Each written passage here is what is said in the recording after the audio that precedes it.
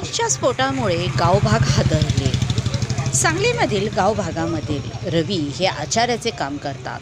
त्यांच्या घरी रविवारी सकाळी 9 ते 10च्या दरम्यान गॅस गळतीमुळे स्फोट झाला। सकाळच्या वेळी झालेला जोरदार आवाजामुळे गावभागातील अनेक नागरिकांच्या मध्ये घबराटीचे वातावरण होते।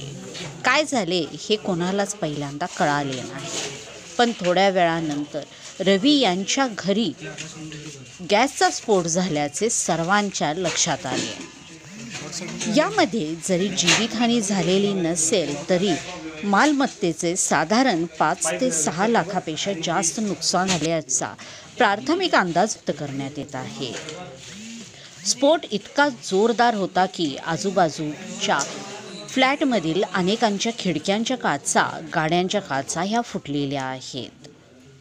घटनास्थळी बॉम्ब शोधक पथक, डॉग स्क्वॉड आणि सांगली शहर पोलीस स्टेशनचे पोलीस दाखल होऊन अधिक तपास करीत आहेत।